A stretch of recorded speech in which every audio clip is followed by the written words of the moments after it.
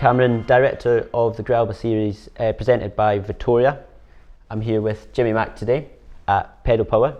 We are talking about the first round of the GrALBA Series taking place on the 4th of April at Carron Valley. So a little bit on that, Jimmy. Well, first and foremost, first round of the GrALBA Series for 2026. Some big changes this year. One of the main changes which I think we welcome across the board is parity. Male start, female start, separated. Tell us about that and kind of the initiative behind that and why it's really, really important for the future of gravel. 100%, yeah, it's super important. It's something we were going to be continuing throughout the series from race 1 right through to British champs, Scottish champs. So we trialled this at the inaugural Scottish Gravel Champs at Whiteley, where we're going to be revisiting later in the year, and the feedback has been exceptional from all our female participants. I think it creates a fair race environment for all the riders. I think what historically has happened with the mixed waves is the female racing is getting mixed in with the males, and it's actually dictating the race results, whereas if we can have females set off in their own separate wave, it creates a fair race environment for all the riders, and yeah, something we're definitely keen to continue. The thing with this though is that no point in us talking about it. We caught up earlier with Jodie, so we'll cue across to Jodie and see her point of view for this. Yeah, so my experience at the Scottish Gravel Champs, which was like the first gravel race I've ever done that's had a women's only start, was just entirely different from other races. We all grouped up in a bunch. I got to race against some of like the fastest women in Scotland, quite literally, and try to hold on to their wheels for as long as possible. Went so far into the red, but had so much fun doing it. It was so motivating trying to hold on to like people that I know are way faster than me. But then and I got dropped, which was expected. And when I got dropped, I suddenly had a decision to make, whether to like try and time trial to the end or to like wait for this group I could see coming behind me of another bunch of women. So I'm lazy. So I decided to wait for them and let them catch me up, and then rode around in a bunch with them for a lap. But all the while, like seeing how they were racing, seeing what their strengths were compared to my strengths, and seeing where I could attack for hoping to beat them all to the finish. I decided to attack on the descent because I am lazy and that is the bit I'm good at, which meant that I got to the finish first. And this is like actually putting tactics into play, which you don't really get to do normally. So it was just such a better experience, so much more of a fun race. And the atmosphere at the end was everyone was saying that same thing. Like, that's my story, but everyone had really similar stories. Okay, so round 1, Carron Crusher. 1 day, 2 events. Prologue, 8.5k. Mass start race, different starts, male, female, which is awesome to hear about. Yeah. A 16k loop with about 400 metres of climbing every lap. So they're going to be roughly 1,200 metres of climbing for the whole race. But it's very much a course of 2 halves, isn't it? You've got a very hilly, chonky side, which has got some really heavy type 1, some pretty steep pitches in the climb, some steep pitches in the descent, and then you get this beautiful champagne gravel at the bottom leading into the finish. It's going to have to be a rider who has got a very wide skill set, don't you think? 100%. I think you're going to have that big engine on the flat section, but also be able to get over the hills. I think it's interesting, the setup of that initial climb in the route is it's not just straight up. There's a kick. It kind of flattens into a head crosswind if the wind's up, which long forecast is looking like it. You've got that flat section, then it kicks up again. Then you need to rip that descent. There's a couple really tight hairpins, like you say, that sort of chunky gravel, and then into the flat sort of strongman, like rouleur type rider. So it's going to be really open. Yeah, I mean, I was round there a month or 2 ago, riding round, and even just the wind has come the opposite direction. We're talking about it's come from the east because it was middle of winter. But the fact that they've deforested quite a lot of it as well, there's so much more shelter that used to be there, which is no longer there. So that can help a load from a tactical point of view, especially in that last lap if it's a slightly bigger group than you would normally expect in a gravel race, which would be interesting to see, because usually it's 1s and 2s or like small groups coming in together, but there's actually quite a high chance that there could be a small break, but a big chasing group as well. I think so. I think this one, like compared to with a lot of the other rounds, you just kind of welly it and the gaps appear, or you've got the enduro format. This one, I think, is going to probably replicate a sort of road race format a little bit more, like a grippy road race, particularly with the wind. It'll be really interesting to see the mix of riders we have. Like, we've got roadies, mountain bikers, so tactics are going to really come into play for this one. And not just tactics, but the biggest talking point in gravel is tyres. Yeah. What do you run? Do you run inserts? Do you run big tyres? Do you run soft tyres? Do you run hard tyres? Only person who can really answer that question is our man, Jake Law from Vittoria. So, Jake, what do you think? Thank you, Cameron. Thank you, Jimmy. We're so excited to be the presenting partner for the GrALBA Series again this year. And we're here to talk about some of the tyre choices that you might want to make, especially for the Carron Crusher on the 4th of April. So just like Jimmy and Cameron were talking about, it's going to be quite a chunky terrain that you'll see out there. And obviously what we're trying to do at Vittoria is to make it really easy for you to figure out what the right tread and right tyre is for the terrain you'll be racing on.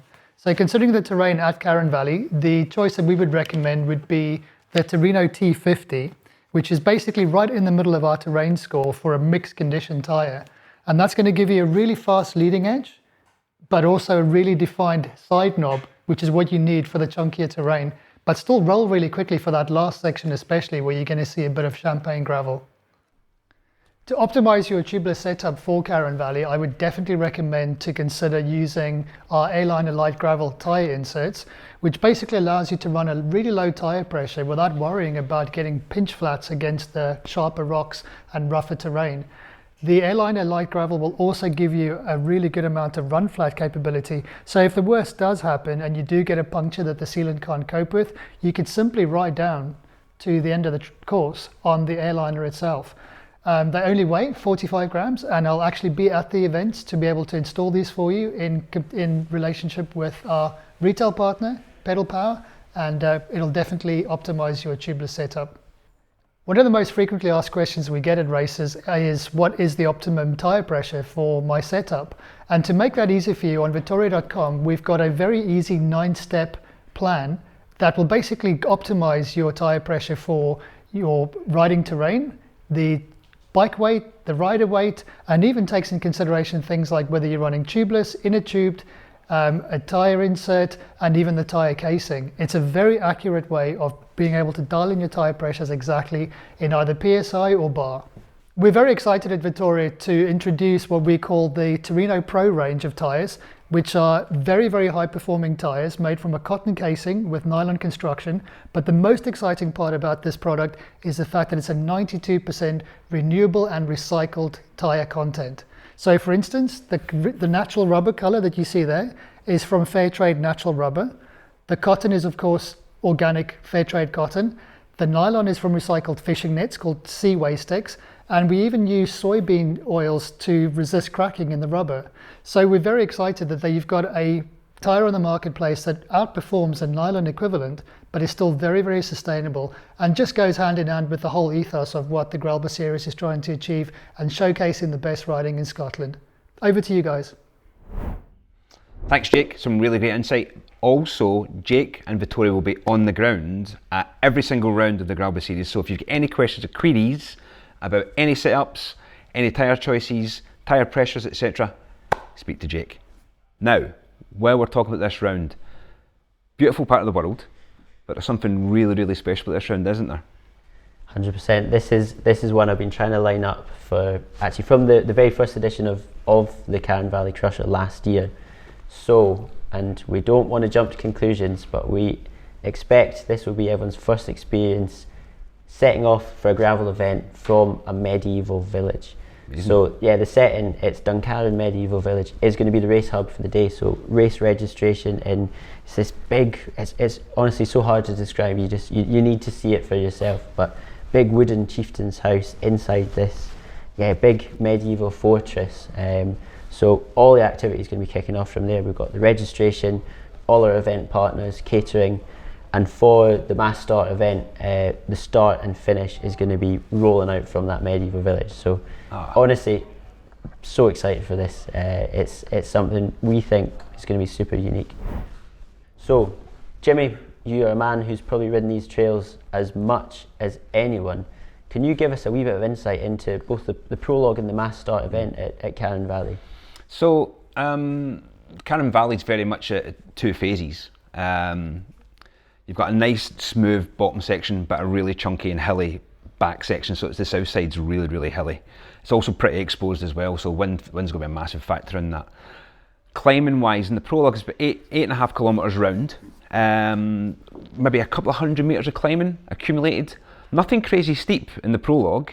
Obviously you'll go from anti-clockwise around the loop, and it's a really, really fast finish actually. So anytime that you don't quite manage to hang on to on the climb, you can definitely make up if you're a quick descender.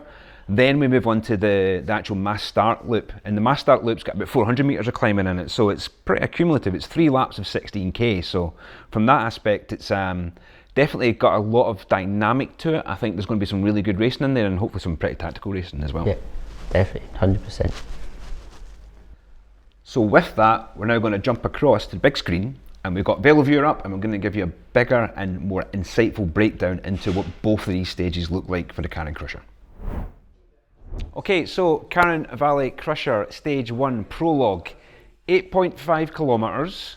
As you can see here on the profile, we're going anti-clockwise. 2 kind of decent climbs on this. We're talking about a maximum of 187, 88 metres of actual vertical climbing in this, but we can definitely see here it's a course of 2 very different halves.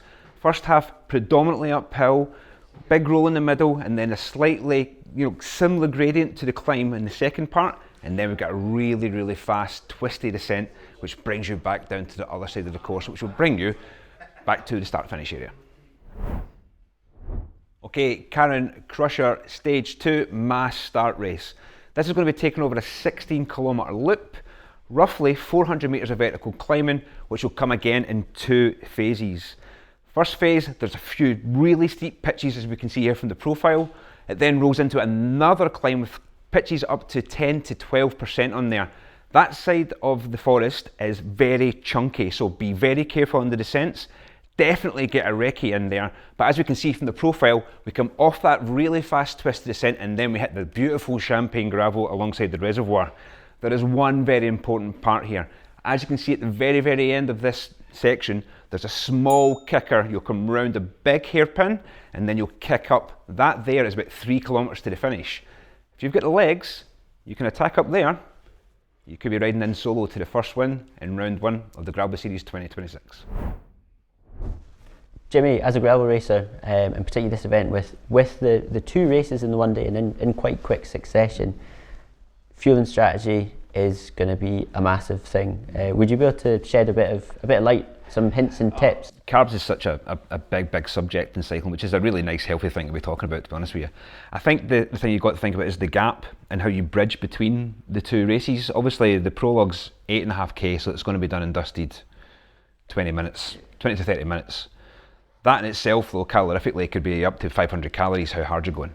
But it's not just about that. It's like big, proper breakfast in the morning, probably looking at getting something. We've got OTE are the partners for this, yeah. So they've got great products like super carbs, etc. A bottle of super carbs before your time trial on your prologue, maybe one straight after as well, trying to get that sort of 90 grams of carbs in you.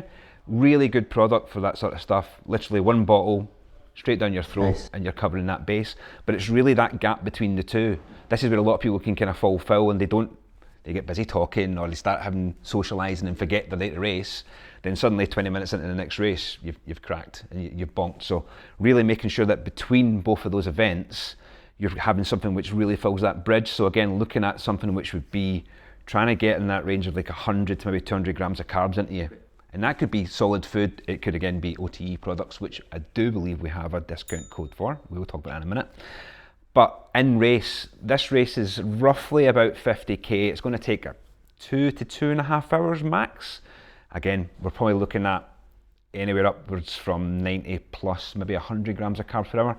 And how you do that depends on what kind of bike rider you are. I think on gravel, liquid and fluids is the easiest way of getting it into you.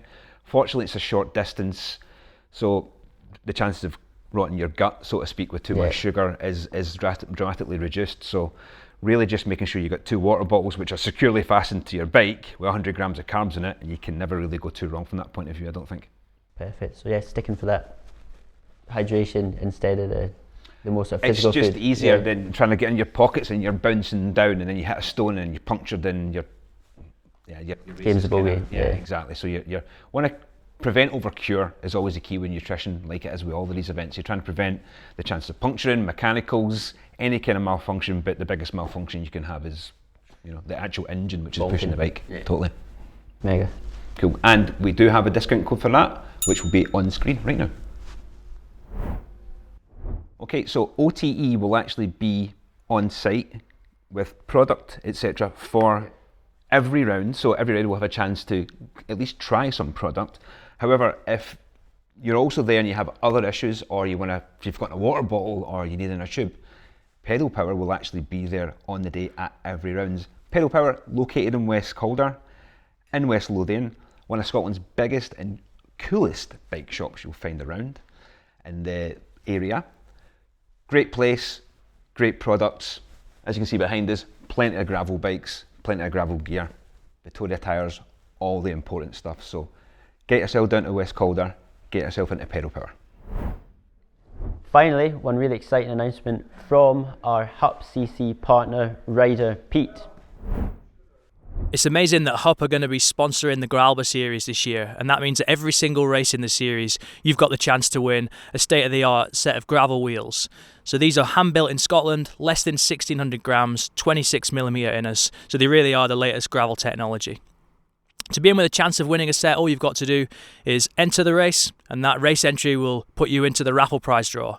Turn up at the podium after the racing's complete, and one lucky winner will get their hands on a nice, shiny new set of wheels. See you there. Well, I think you'll all agree it's all looking very exciting for this first round of the Carron Crusher, the 2026 GrALBA Series. I can't wait. We will see you guys there. See you there.